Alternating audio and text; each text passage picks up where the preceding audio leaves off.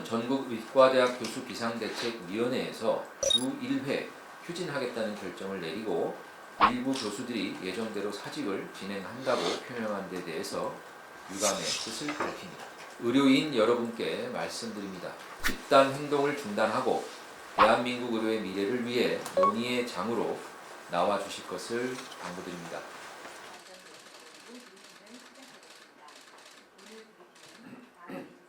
안녕하십니까. 보건복지부 제2차관 장민수입니다. 4월 24일 의사 집단행동 중앙재난안전대책본부 브리핑을 시작하겠습니다. 먼저 비상진료체계 운영 상황에 대해서 말씀드리겠습니다. 일반 병상 입원 환자와 중환자실 입원 환자는 평시였던 2월 첫째 주 대비 감소한 가운데 전주 대비 소폭 증가하는 추세입니다. 4월 23일 기준 상급 종합병원의 평균 입원 환자는 24,145명으로 전주 대비 4.3% 증가하였으며 상급 종합병원을 포함한 전체 종합병원의 입원 환자는 89,816명으로 전주 대비 1.7% 증가하였습니다. 4월 23일 기준 상급 종합병원 중환자실 입원 환자는 2,966명으로 전주 대비 2.6% 증가했으며 상급 종합병원을 포함한 전체 종합병원의 중환자실 입원 환자 수는 7,106명으로 전주 대비 0.6% 증가하였습니다. 응급실 408개소 중에 97%인 394개소는 동일하게 병상 축소 없이 운영되고 있으며 중증 응급 환자 중심으로 진료가 유지되고 있습니다. 4월 22일 중증 응급 환자는 전주 대비 14% 증가한 1,570명입니다. 4월 23일 기준 중앙응급의료센터 종합상황판에 안과, 산부인과, 외과 등 일부 중증 응급 질환에 대한 진료 제한 메시지를 표출한 기관은 18개소로 전주 대비 4개소 증가하였습니다. 정부는 지역별, 주요 의료기관별 배후 진료 역량 변화를 지속 모니터링하여 응급 환자가 적정 응급 의료기관으로 이송되도록 철저히 관리해 나가겠습니다. 또한 촌각을 다투는 중증 응급 환자가 초기에 치료 가능한 병원으로 이송되어 증상에 적합한 치료를 받을 수 있도록 응급 환자 이송 전원 체계를 강화하겠습니다. 정부는 암 환자가 제때 적절한 진료를 받을 수 있도록 지원을 강화하고 있습니다. 정부는 오늘부터 암진료협력병원을 기존 47개에서 68개소로 21개소 확대 운영합니다. 암진료협력병원은 암진료 적정성 평가 1 내지 2등급에 해당하는 등 암진료의 역량을 갖춘 종합병원으로 암 환자가 인근에 있는 종합병원에서도 안심하고 진료받을 수 있도록 상급 종합병원과의 진료 협력을 강화하고 있습니다. 암진료협력병원에 관한 각종 정보는 지난 4월 5일부터 전산 시스템을 통해 상급 종합병원과 실시간 공유되고 있으며 상급 종합병원은 정보를 활용해 암 환자 상태별로 가장 적합한 병원과 협력하여 진료하고 있습니다. 아울러 오늘부터 공립암센터 내 암 환자 상담 콜센터를 본격 운영합니다.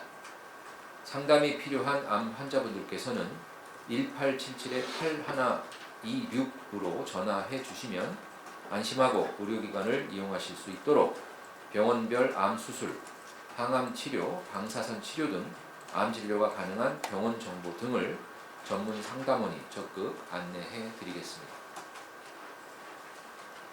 정부는 전국의과대학 교수 비상대책위원회에서 주 1회 휴진하겠다는 결정을 내리고 일부 교수들이 예정대로 사직을 진행한다고 표명한 데 대해서 유감의 뜻을 밝힙니다.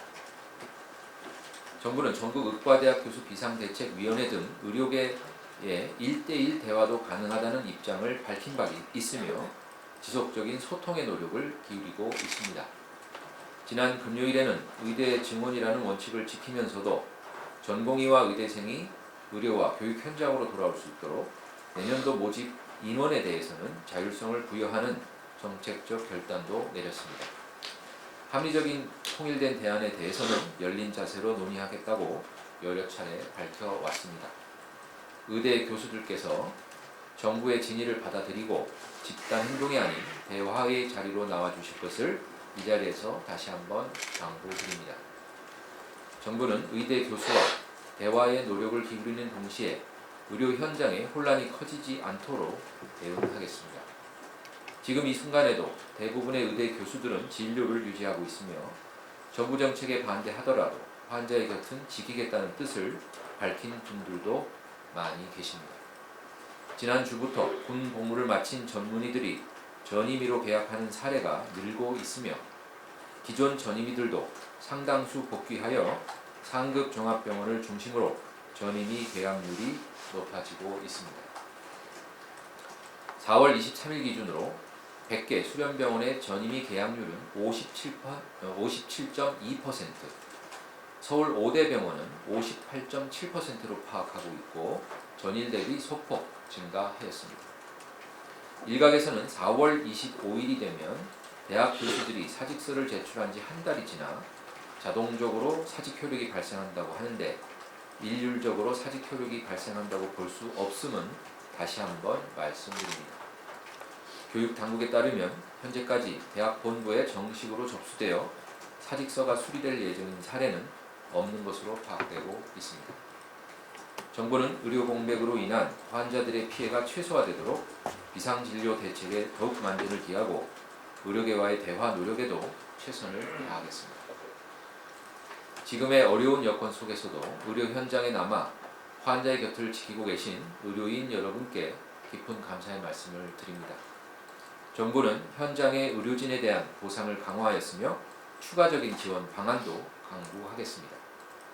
지난 4월 22일에는 상급 종합병원과 공공의료기관에서 신규 채용한 의사, 간호사에 대한 지원금 집행을 완료하였으며 의료기관에 파견되어 있는 공중보건의와 군의관 413명에 대한 일 12만원 수준의 파견수당 지원은 현재까지 약 86.4% 집행하였습니다. 또한 47개 상급 종합병원의 의사, 간호사 등 비상진료 인력에게 지급하는 당직비는 현재까지 약 99.6% 집행하였습니다. 그 밖에 공공의료기관의 휴일, 야간, 연장 진료에 대한 수당 지원은 현재 집행을 위한 행정 절차 이행 중으로 조속한 시일 내 집행을 완료할 계획입니다. 정부는 향후 추가 소요를 파악하여 비상진료 지원을 강화해 나가겠습니다. 내일은 의료개혁특별위원회가 출범하여 첫 회의가 개최될 예정입니다. 의료개혁특별위원회는 의료개혁과 관련된 크고 작은 여러 이슈에 대해 사회 각계가 다양한 의견을 제시하고 열린 토론을 통해 합리적인 대안을 마련하는 사회적 협의체입니다. 정부는 의료개혁특별위원회를 통해 전공의 수련 환경 개선과 양질의 전문의 양성을 위한 수련체계 개편, 필수 의료의 특성을 반영하여 정의롭고 충분한 보상이 가능토록 하는 수가 보상체계의 개편, 필수 의료의 공정 보상을 저해하는 비급여와 실손보험에 대한 체계적인 관리 및 제도 개선, 대형 병원 쏠림을 해결하고 중증도에 따라 상급 종합병원부터 병원, 의원에 이르는 효과적인 환자 배분을 위한 의료 전달 체계의 개선, 의사가 직무에 전념할 수 있도록 그리고 환자는 충분한 보상을 받을 수 있도록 하는 의료사고 안전망 구축과 보상체계 마련 등 다양한 이슈를 논의해 나갈 예정입니다. 이번 의료개혁특별위원회 출범을 통해 의료개혁이 본격적으로 속도를 내고 오랜 기간 정체되어 온 보건의료 시스템이 미래를 향해 한 발짝 나아가는 계기가 될 것으로 기대합니다. 의사협회와 전공의협의회에서도 열린 마음으로 의료개혁특별위원회에 참여해 주시기를 다시 한번 당부드리며 우리나라의 보건의료체계 개선을 위한 대안 마련에 꼭 함께해 주시기를 바랍니다. 의료개혁 정책 토론회를 통한 각계와의 소통도 지속 추진 중입니다.